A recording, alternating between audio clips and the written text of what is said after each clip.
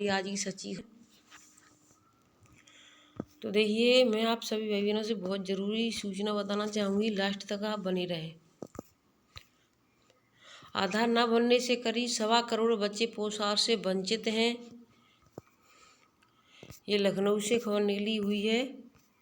राज्य पोषण मिशन की लापरवाही से करीब 1.25 करोड़ बच्चे पोषण से वंचित हैं। केंद्र सरकार से 3 वर्ष पूर्व 20 करोड़ रुपए मिलने के बाद भी पोषण मिशन ने अब तक आधार किट नहीं खरीदी है।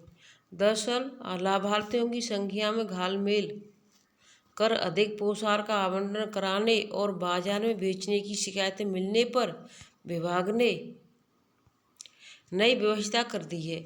यानी कि जो लाभार्थी मेन होते हैं उससे कहीं ज़्यादा संख्या में बढ़ा दिए जाते हैं और उससे पोषण ज़्यादा ले लिया जाता है। सरकार को ऐसी मंशा लग रही है। अब पोषण उसी बच्चे को मिलेगा जिनके परिवार में किसी एक सदस्य के पास आधार होगा। आधार न होने की स्थिति में उसका आधार पर पंजीकरण होना अनिवार्य है। इसके लिए सरकार ने सभी CDPO दफ्तरों को 897 आधार किट खरीदने के लिए 3 साल पहले ही 20 करोड़ रुपए जारी किए थे। यह किट प्रत्येक ब्लॉक के लिए खरीदी जानी थी। इसके बावजूद पोषण मिशन ने इसे नहीं खरीदा। अब आधार न होने की वजह से इनका पोषण भी बंद हो सकता है।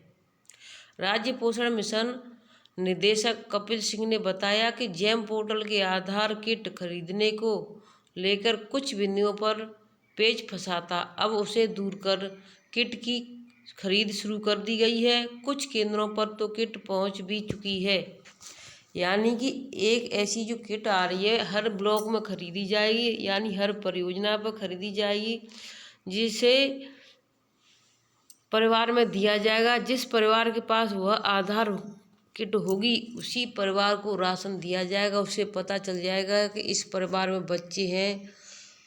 जिस परिवार में बच्चा नहीं होगा उसको वो आधार किट नहीं मिलेगी। तो पता चल जाएगा कि यहाँ पर इस परिवार में बच्चे नहीं हैं और पता चल जाएगा कि यहाँ पर कोई बच्चा नहीं है तो पोषण इनके घर में क्यों जाता है, क्यों इनका नाम लिखा गया है। 3 साल से खाते में पड़ी राशि फिर भी नहीं खरीदी आधार किट। तो देखिए, बहुत जल्दी ये सब होने जा रहा है। अब मैं आपको एक जानकारी बताना चाहूँगी। जिन भाई बहनों ने कल अगर गोद भराई नहीं कर पाई है तो वो आज अपनी गोद भराई कर दें।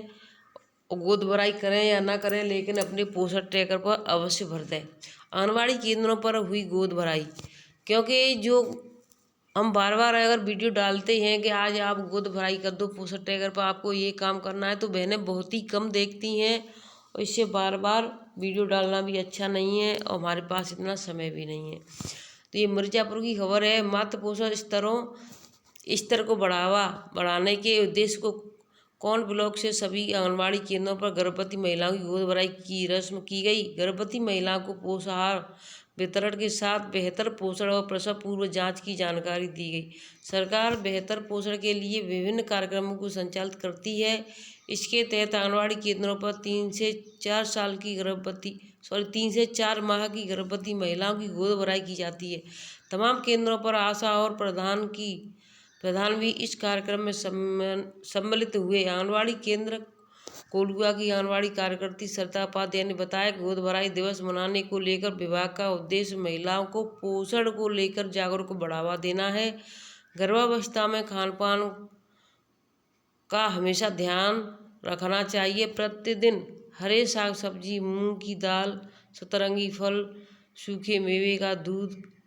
सूखे मेवे व दूध लेना चाहिए और सप्ताह में 2 बार मांस और अंडे को भी गर्भवती महिला को खाना चाहिए। गर्भवती महिला को बच्चे के जन्म के देने के पहले विभाग द्वारा प्राप्त आयरन की गोली और जन्म के बाद भी खाना चाहिए, जिससे खाने में हीमोग्लोबिन का स्तर बना रहेगा। 9 मई 2023। और सबसे मेन चीज़ है, गर्भावस्था के साथ साथ हमें ये भी उनको बता देना है, बच्चा पैदा होने के तुरंत 1 घंटे के अंदर महिलाओं को बच्चे को दूध पिला देना है। और 6 माह तक केवल अपना ही दूध पिलाना है। अब देखिए यहाँ पर जगह जगह पर गोद भराई की गई है। अब देखिए टेम्पल में पोस्टर कार्यालय पर अधिक दाल आई, यानी कहीं अधिक दाल तो कहीं अधिक चावल। अब देखिए काला बाजारी के लिए जाते हुए पकड़ा गया है।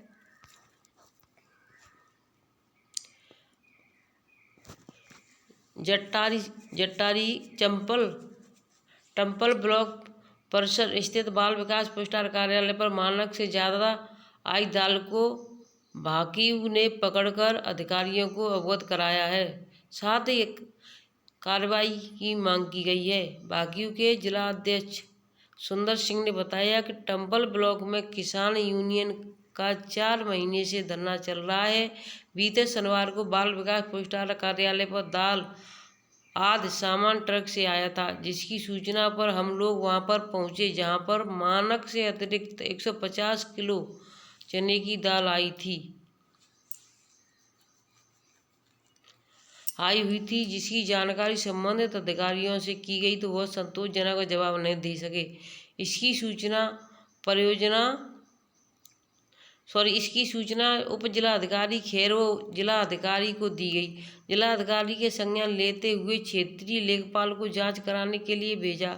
लेखपाल व पुलिस जांच करने के लिए मौके पर पहुंची।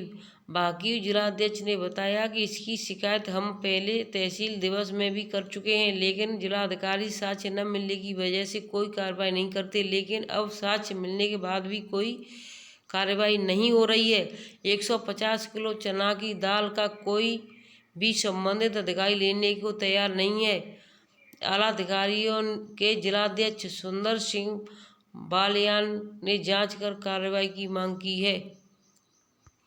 उधर देखिए एक और नई खबर लूदा की है। थाना पुलिस ने रविवार को मुखबिर की सूचना पर कालाबाजारी को जा रहे चावल को पकड़ लिया। आरोपी को जेल भिजवा दिया। थाना क्षेत्र के गोंडा रोड पर रविवार दोपहर में एक मैक्स गोंडा की तरफ जा रही थी, तभी मुखबिर ने लोधा पुलिस को सूचित कर दिया। सूचना पर थाना पुलिस ने गांव डिगसी के पास गाड़ी को रोक लिया। पूछताछ पर चालक ने बोरों में गेहूं होना बताया। जब बोरे चेक किए तो उसमें चावल थे। गाड़ी में करीब 40 बोरे थे। पुलिस ने खाद्य अधिकारी कुलदीप जैन को मौके पर बुलाया। उन्होंने चावल ले जाने वाले अचललाल निवासी गौरव से पूछताछ की। उसने बताया कि लालाजी प्रोविजन के नाम से उसकी दाल चावल की दुकान है। इस चावल को वह दान देने के लिए वृंदावन ले जा रहा था। चावल से संबंधित प्रपत्र न होने पर खाद्य आपूर्ति अधिकारी ने कार्रवाई करते हुए चालक के बोरों को गांव केतवारी के राशन डीलर अशोक कुमार के सुपुर्द कर दिया। वहीं थाना पुलिस ने मुकदमा दर्ज कर आरोपी दुकानदार गौरव को सोमवार को जेल भेज दिया गया। तो देखिए इस तरीके से जगह जगह पर कुछ न कुछ नए नए कार्य चल रहे हैं। देखिए ये कहाँ की खबर है, इसको मैं आपको बता दे चलती हूँ।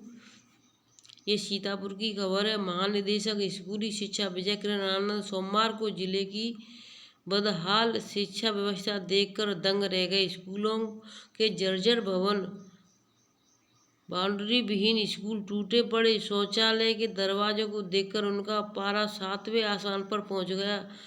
बीईओ की कार्यशैली पर नाराजगी जाहिर करते हुए कहा कि सुधर जाओ वरना ऐसा लिख दूंगा कि कभी बहाल नहीं हो पाओगे। महानिदेशक ने 1 माह के अंदर जर्जर भवनों के ध्वस्तीकरण का आदेश दिया और अब तक सभी 19 बीईओ का वेतन रोकने के लिए बीएसए को निर्देश किया। इस निरीक्षण में पूरे जनपद में निरीक्षण दिन भर परेशान रहे। शिक्षक पूरे दिन परेशान रहे, पल पल की अपडेट लेते रहे। महानिदेशक ने निरीक्षण के बाद डाइट परिसर में दोपहर में आयोजित बैठक में एक एक कर सभी की क्लास ली। उन्होंने बीईओ सकरन ओमकार सिंह के विकास खंड में मिले जर्जर विद्यालय व शौचालय को देखकर जमकर फटकार लगाई। उन्होंने सभी बीईओ से पूछा कि बताओ किस विकास खंड में सभी जर्जर विद्यालय ढहा दिए गए हैं। एक भी बीओ ने हाथ नहीं उठाया। इस पर जमकर लताड़ लगाई और कहा कि सभी एक जैसे हैं। बोले, एक माह का समय देते हैं, तब तक स्कूल गिरवा दिए जाएं, वरना ऐसे लिख देंगे कि कभी बहाल नहीं होंगे। बीएसए ने कहा कि तब तक इनका इस माह का वेतन रोक दो। इस दौरान डाइट प्राचार्य OP Yadav, BSA Ajit Kumar, DIOS Rajendra Singh समेत सभी बीएओ, एआरपी,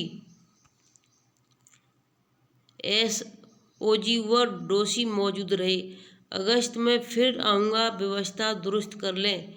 तो यानी कि पता है कि अभी 20 मई से छुट्टी हो जाएंगी, फिर 20 मई के बाद में जून निकल जाएगी, फिर जुलाई में नहीं आएंगे और अगस्त में आएंगे। तो ये महानिदेशक हैं, शिक्षा विभाग के महानिदेशक हैं। जिस तरीके से बाल विकास विभाग की उपनिदेशक हैं सरनीत कौर ब्रोका, उसी तरीके से उपनिदेशक हैं ये महानिदेशक हैं। इन्हीं के ऑर्डर पर शिक्षा विभाग में हर कार्य होते हैं। तो देखिए, जब खुद निरीक्षण कर रहे हैं तो अधिकारी में अफरा तफरी होती है। तो इस तरीके से अगर बाल विकास विभाग में भी कुछ काम अधिकारी खुद करें तो सभी कार्य सही हो जाएंगे। देखिए, उन्होंने एक एक चीज में लिखा है, नेतागिरी करने वालों की भेजो रिपोर्ट। विजय किरण आनंद ने बीएसओ से कहा कि ऐसे शिक्षकों को लाए की लिस्ट तैयार करो जो विद्यालय समय से नहीं जाते हैं और विद्यालय में पठन पाठन में रुचि नहीं लेते हैं, केवल नेतागिरी करते हैं। एक सप्ताह के अंदर चिन्हित करके रिपोर्ट भेज दी। बीएसए कार्यालय के निरीक्षण में कहा कि पूरे कार्यालय में टाइल्स लगाओ, इसके लिए जितना बजट चाहिए उतना बनाकर भेज दो। 1 से 2 करोड़ रुपए पूरे कार्यालय के लिए दे दूंगा। तो देखिए, कार्यालय यानी कि वहाँ पर जो ऑफिस होती है कार्यालय की, उसके लिए बोल दिया है कि जितना पैसा चाहिए, लेकिन हर चीज़ समय से करो। खुद बने स्टूडेंट और जमकर ली लताड़। पल पल की लेते रहे अपडेट, यानी जो टीचर हैं हर विद्यालय के पल पल की अपडेट लेते रहे। विद्यालयों का समय से करना होगा उच्चीकरण। ये अमृतसर की खबर है। अमृतसर विचार राजधानी सहित प्रदेश भर में 928 प्राथमिक एवं प्राथमिक विद्यालय में पीएम श्री योजना के तहत समय से उच्चीकरण की प्रक्रिया पूरी करनी होगी। इस संबंध में शिक्षा महानिदेशक विजय किरण आनंद ने सोमवार को आदेश जारी कर दिया। बीएसए और जिला विद्यालय निरीक्षकों के आदेश दिए। प्रदेश में 86 माध्यमिक और 842 प्राथमिक विद्यालयों का पीएम श्री योजना के तहत उच्चीकरण किया जाना है।